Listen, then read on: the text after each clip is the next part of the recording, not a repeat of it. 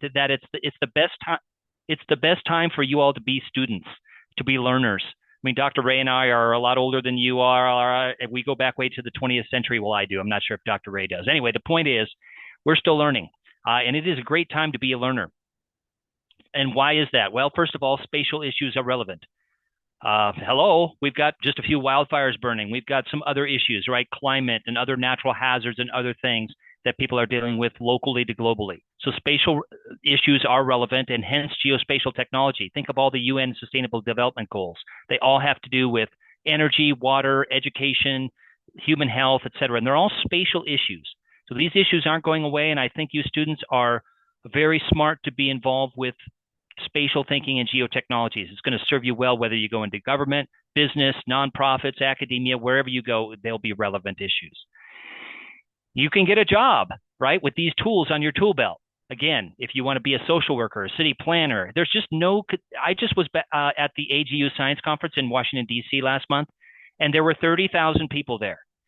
So my role was promoting spatial thinking and geotechnologies in all aspects of science, from archaeology and agricultural sciences to zoology and literally everything in between, planetary science, biology, et cetera.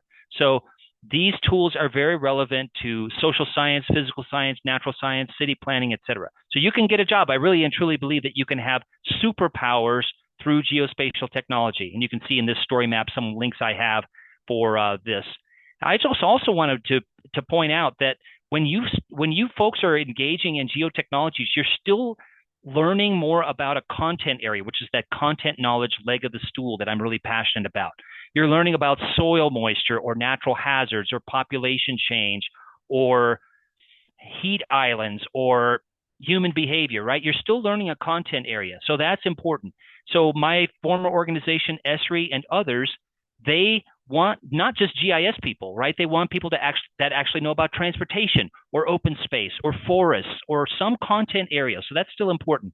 The skills aren't just the geotechnology skills that you folks are learning that are important, but it's also how to solve a problem, how to frame a problem, how to ask a deep question, how to communicate the results of your research, right? Through story maps, dashboards, videos, infographics, and various other means, right? So those skills are important too. And finally, the geographic perspective. And the reason why I stuck with the geographic perspective and not just called it the spatial perspective on the left side there was because I realized that not everybody comes up through into geotechnologies as I did as a geographer. You know, I've long been a geographer.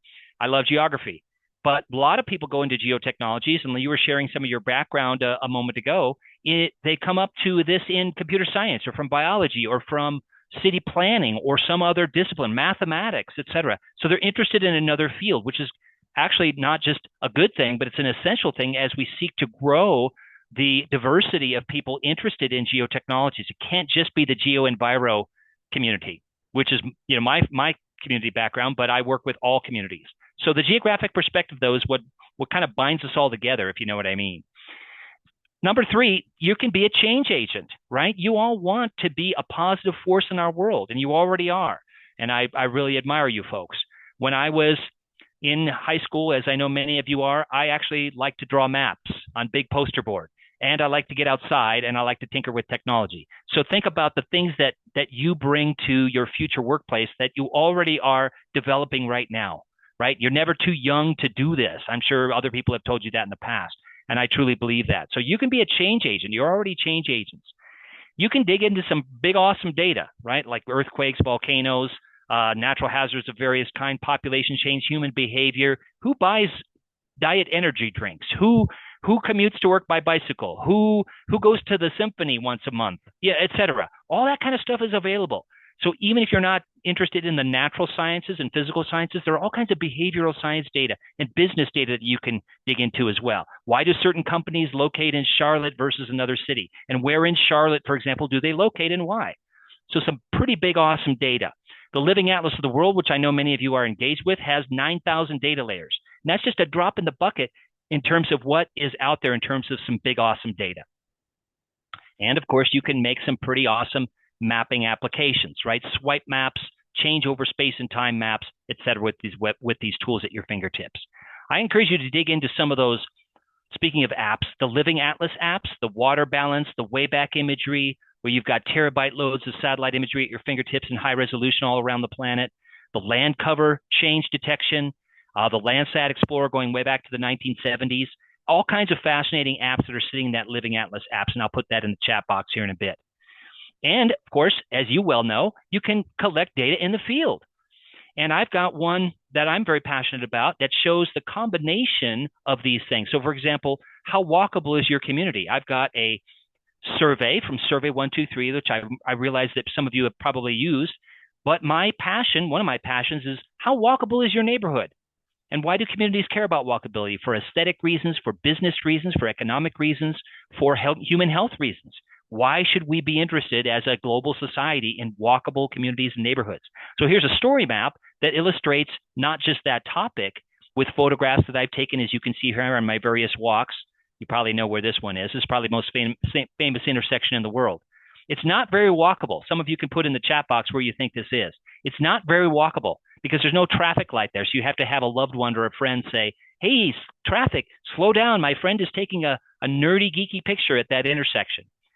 But looking at these photographs, is this place walkable or not? And how can you rate it? Well, one way to rate it is with, of course, a field survey. This is an open survey that I have out there in Survey 123.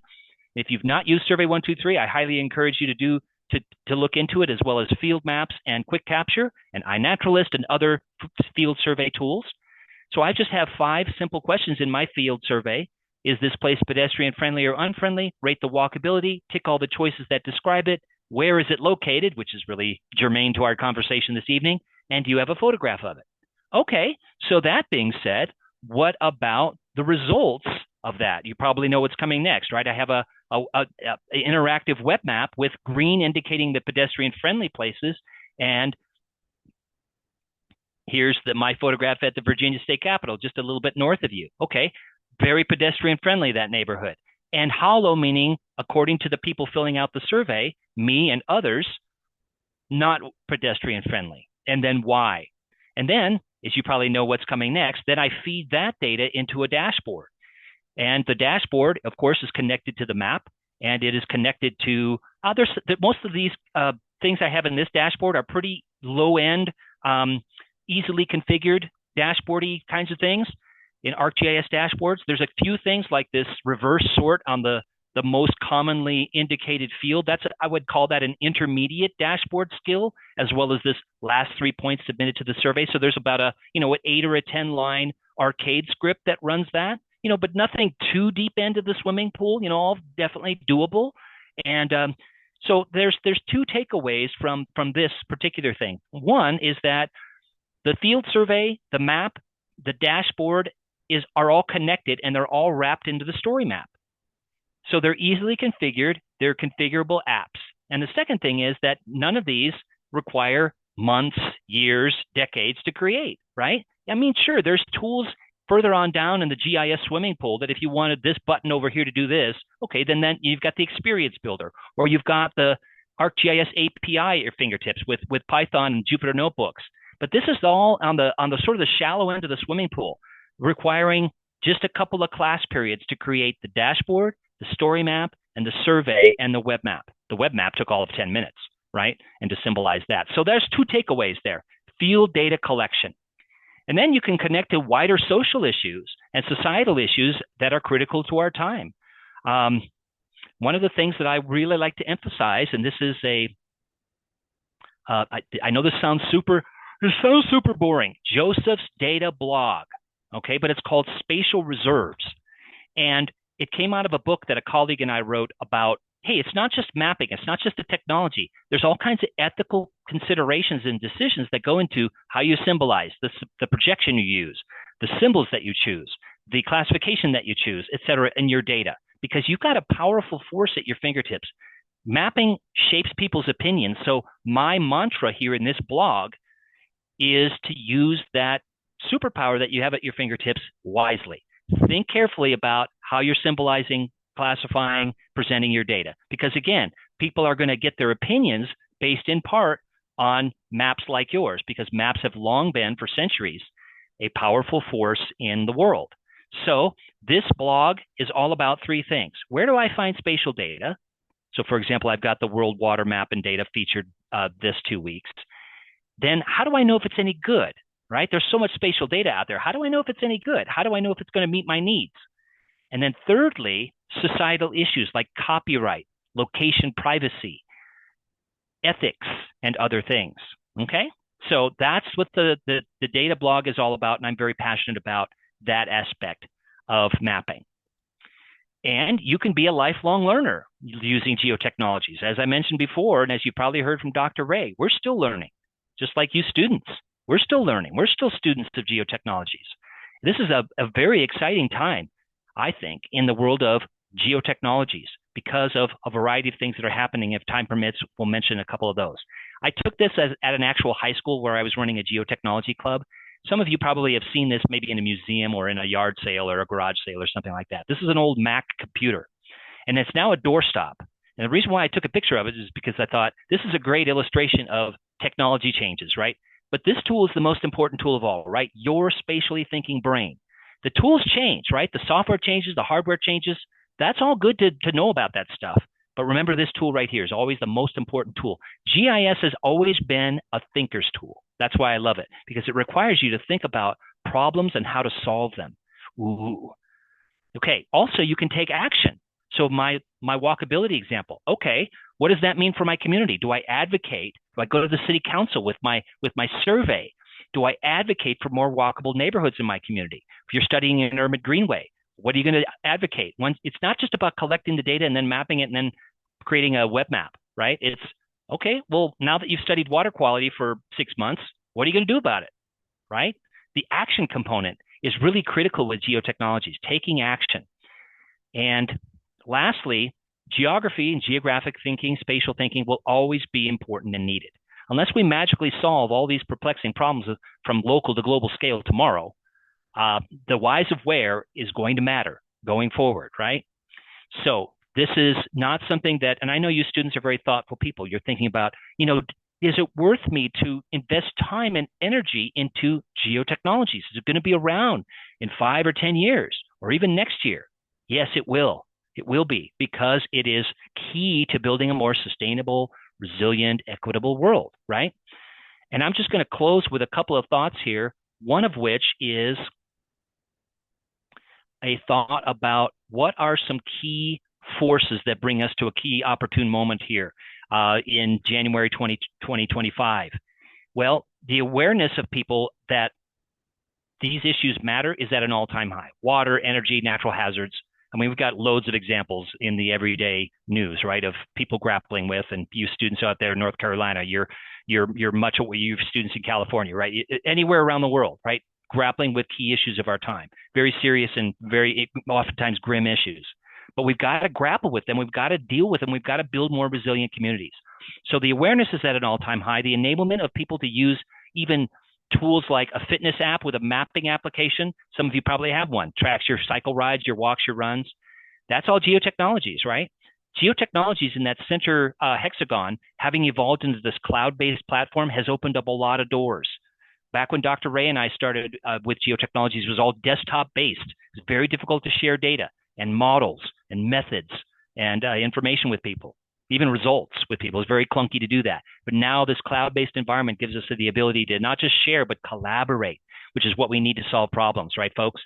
Citizen science being the fourth one there, people collecting data on walkability, weather, albedo, noise, soil moisture, et cetera, is at an all-time high, enabled by these tools that I mentioned earlier. And then finally, storytelling with maps. Maps have been used to tell stories for thousands of years, right? The Babylonian clay tablets, Al-Idrisi's map on 2 big plates of silver from the 11th century, Chinese maps on silk from 2,000 years ago, etc. Maps have always been powerful, and now people are using the storytelling with maps tools like story maps to tell their stories.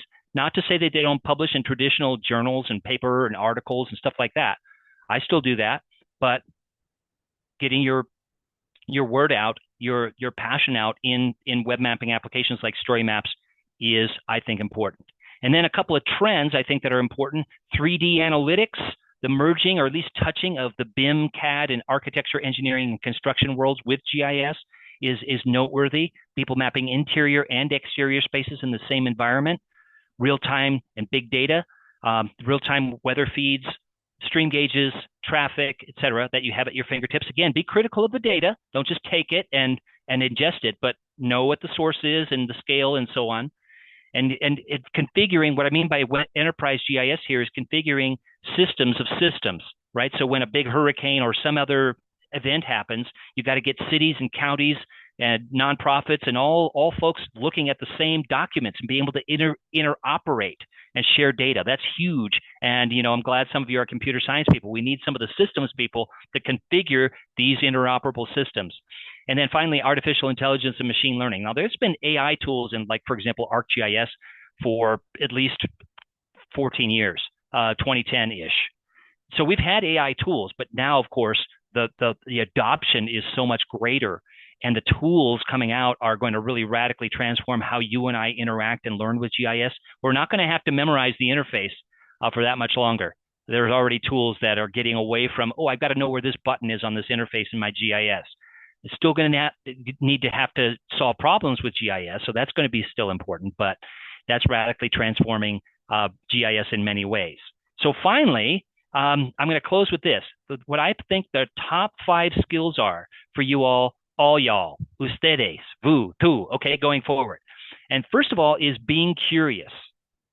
And that leads you to be tenacious about solving problems and asking good questions. So be curious about the world. And then I talked about the spatial reserves data blog. That's one part of being able to work with data and be critical of it. Don't just accept it because it's right there and I can just pull it in. Well, take a look at it first, know where it came from, et cetera. And then knowing your geospatial foundations. There's going to be a lot of people that you folks interact with in the future workplace that don't know as much about geotechnology, but they know they want to do some mappy things. They want to be able to display and look at patterns. So this is where you come in with your deeper knowledge. You're going to be able to say, the projection actually matters here. The way we classify the data actually matters. The type of data that the fields, the data types, et cetera, that actually matters. So you're going to be critical there. Take a look at that geospatial technology competency model for identifying your gaps and your skills. Being adaptable. I love this diagram from the Japanese. What do you love to do? What does the world need? What can you be paid for? And what are you good at? Now, am I at the intersection of that set of circles every day on the job? No, but I'm close. I'm close. Pick something you really care about, and then you're not going to worry about, hey, you got to put in some extra hours over the weekend. You're not going to be watching the clock, constantly. So pick something you're really passionate about, and that's going to serve you well. And then finally, good communications. As you well know, as you wonderful community of 4-Hers know, the world still doesn't understand fully what geotechnologies are and why they matter. Hey, I've got Google Maps on my phone. Why do I need geotechnologies? So your job is still to communicate this well. And I have a whole series of elevator speeches on my Our Earth channel that you can take a look at. But more importantly, make it your own words. Get your 30-second speech down, get your 1-minute speech down, your 5-minute speech, et cetera. Because it will definitely serve you well, and people will continue to be, I don't fully understand what the big deal is on all this. Haven't all the maps been made? You'll get that kind of statement. I've got high resolution map on my computer. Why do I need geotechnology? So being able to articulate why this matters, I think, is important. So questions, comments. Hopefully you're not texting Dr. Ray and Tanush and other colleagues, Brandon and other colleagues, saying, Joseph's the worst person we've ever had on here. We never want to have him back. Hopefully it's not that. I even have geography on my glasses. Oh my gosh, that's so geeky and nerdy, but I just thought I'd share that with you. Anyway, and I also have my geography tie on with these kids holding up pieces of the planet. What's not to love?